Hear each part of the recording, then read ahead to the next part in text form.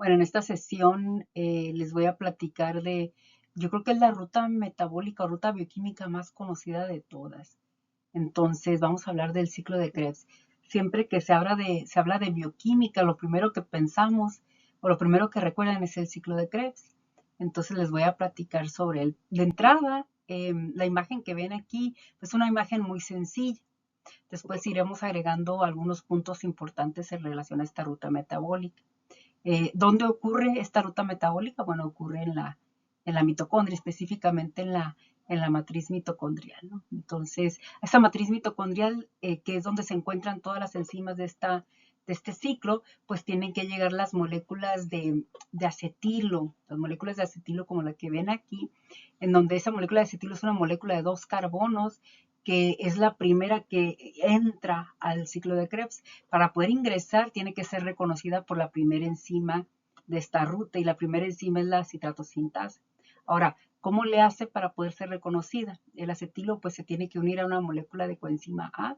Se forma entonces la molécula de acetilcoenzima A y la molécula de acetilcoenzima A, al ser reconocida por la citratosintasa, pierde a la coenzima A, que se va a reciclar y va a utilizar otra molécula de acetilo, ¿no? El acetilo que queda, que es el que vemos aquí, se va a unir a una molécula que se llama oxaloacetato. El oxaloacetato es el último metabolito que se produce en el ciclo de Krebs y es el que de alguna forma se reutiliza o se utiliza para dar inicio al ciclo, ¿no? ¿Por qué? Porque se une a esta molécula de 2 carbonos que es el acetilo y entonces la citratosintasa los une para poder formar al citrato, ¿no? El citrato entonces es la primera molécula que se forma y que pues da continuidad a todo el ciclo, ¿no? Este citrato es una molécula de 6 carbonos. Esta molécula de citrato se convierte en isocitrato gracias a una enzima que se llama aconitasa. Sin embargo, hay un metabolito que se forma en medio de estas dos moléculas, que es un metabolito que dura muy poquito tiempo, entonces a veces no se habla de él en el ciclo o en los esquemas, no lo vemos, ¿no? Pero es el cisaconitato. Entonces, en realidad el citrato se convierte primero en cisaconitato y luego el cisaconitato rápidamente se convierte en isocitrato, ¿no? Puse aquí la estructura, esta estructura química que es la del isocitrato. Y lo que quiero que vean aquí es que tenemos 3 ácidos carboxílicos, ¿no? Entonces, aquí tenemos uno, COO, que si le ponemos el H, pues es el ácido carboxílico, COO y COO. Al ser 3 ácidos carboxílicos en esta estructura, por eso es que el ciclo de Krebs, que es en honor a Hans Krebs, que fue quien lo descubrió, que tiene este nombre, pues también se le llama el ciclo de los ácidos tricarboxílicos. Las primeras moléculas, los primeros metabolitos que se forman, tienen este tipo de estructura. Y bueno, se llama ciclo del ácido cítrico porque el primer metabolito que se forma, que es el citrato, también se conoce como ácido cítrico, ¿no? Ahora, el isocitrato se va a deshidrogenar y entonces la enzima que hace este trabajo se llama isocitrato deshidrogenasa. El resultado de la actividad de este isocitrato deshidrogenasa es la producción del alfa-cetoglutarato. En esta reacción se da la primera reacción de descarboxilación, además de la reacción de deshidrogenación. Y entonces en la deshidrogenación, pues bueno, son los NADs oxidados los que van a tomar a los hidrógenos y se van a convertir en NADs reducidos, ¿no? Como lo vemos aquí, ¿no? Y recuerden que el NAD es una coenzima y que el NAD es una de su estructura, es una estructura nucleotídica, o sea, tiene una estructura de nucleótido, el nicotina de nucleótido. Y algo aquí importante que quiero comentar es que, bueno, el CO2 que se libera de donde sale, para eso puse la estructura. Si ustedes analizan esta estructura, si cortamos aquí, aquí hay un carbono, acá hay otro y luego OO, carga negativa. Si cortamos aquí, nos quedamos con esto que está encerrado en un círculo libre. Si esto lo representamos de manera abreviada, COO es CO2. Entonces, de ahí, de estos grupos carboxílicos, es de donde viene uno de los CO2, el primer CO2 que se libera y posteriormente el segundo, ¿no? Entonces aquí la isocitrato deshidrogenasa que forma al alfa-cetoglutarato, bueno, este alfa-cetoglutarato también va a sufrir una reacción de deshidrogenación más una descarboxilación. Voy a quitar aquí mi imagen. Entonces tenemos aquí al alfa-cetoglutarato que se deshidrogena, pero además se descarboxila. Ahora, Si se descarboxila, y aquí también hay una descarboxilación, si empezamos con una molécula de 6 carbonos, quiere decir que aquí sigue siendo de 6 carbonos. Sin embargo, aquí el alfa-cetoglutarato, que antes era isocitrato y que perdió un átomo de carbono en forma de CO2, pues ya tiene un carbono menos. Eso significa que esta molécula tiene 5 carbonos. Este alfa-cetoglutarato, que posteriormente se va a descarboxilar por efecto del alfa-cetoglutarato deshidrogenasa y además perder los hidrógenos, va a quedar entonces como una molécula de 4 carbonos. A partir de succinilcoenzima A ya no existe ninguna descarboxilación. Por eso el resultado final es obtener una molécula de oxaloacetato que contiene solo 4 carbonos.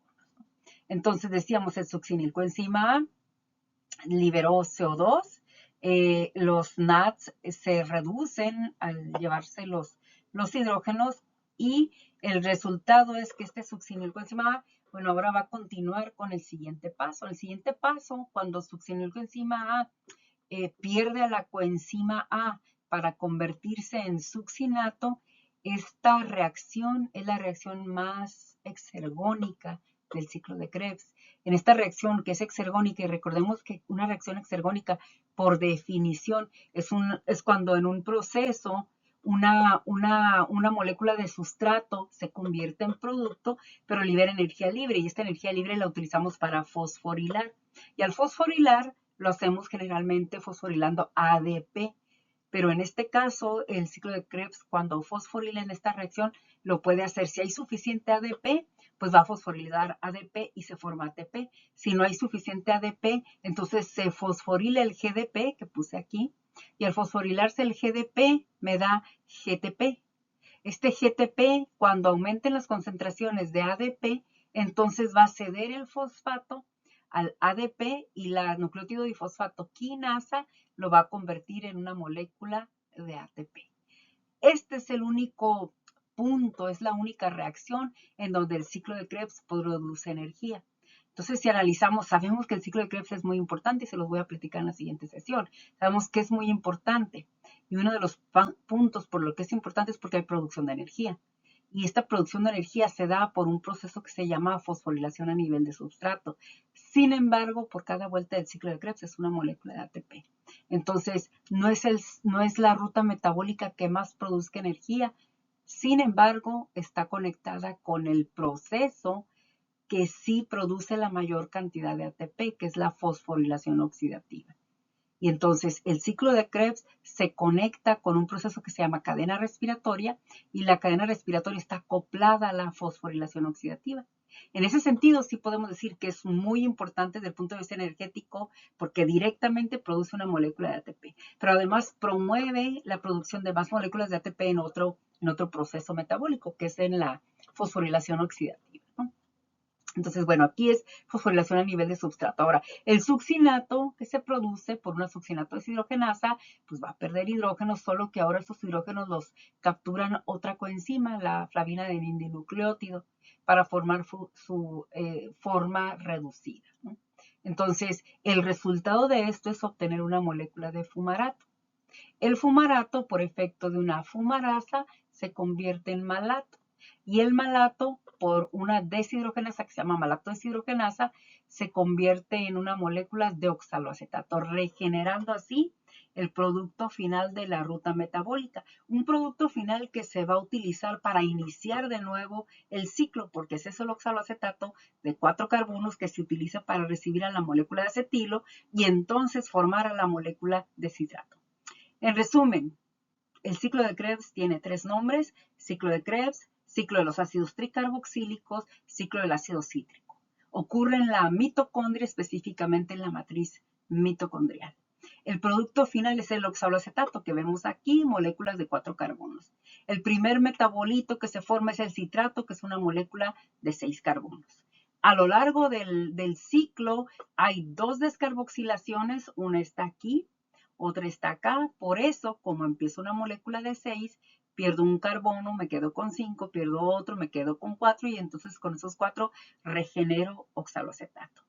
Otro punto importante, hay 4 deshidrogenaciones. De esas 4 deshidrogenaciones, 3 aportan esos hidrógenos a los NADs y una al FAD. Y entonces tenemos aquí la primera deshidrogenación con el NAD, segunda deshidrogenación con otro NAD, tercer deshidrogenación pero con un FAD y la cuarta deshidrogenación con otro NAD. 3 NADs y un FAD. Esos son muy importantes porque una vez que los producimos, ya no se quedan en el ciclo de Krebs, sino que viajan hacia la membrana interna, en donde están las unidades respiratorias, en donde va a ocurrir otro proceso, del cual platicaremos más adelante, y que se llama cadena de transporte de electrones, acoplada a la fosforilación oxidativa. Entonces tenemos ya descarboxilaciones, deshidrogenaciones, y bueno, tenemos un punto metabólico, una reacción metabólica en donde se produce ATP por un proceso de fosforilación a nivel de sustrato. Aquí quiero comentar que normalmente vemos los esquemas del ciclo de Krebs con reacciones reversibles. Sin embargo, aquí puse solo las reacciones irreversibles, o vaya, en un solo sentido, ¿no? Cuando hablamos del ciclo de Krebs, este es el sentido.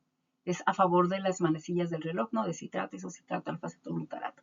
Sin embargo, al tener reacciones reversibles, podemos encontrar flechas en ambos sentidos, pero eso nos sirve sobre todo para integraciones metabólicas, de las cuales les voy a platicar más adelante.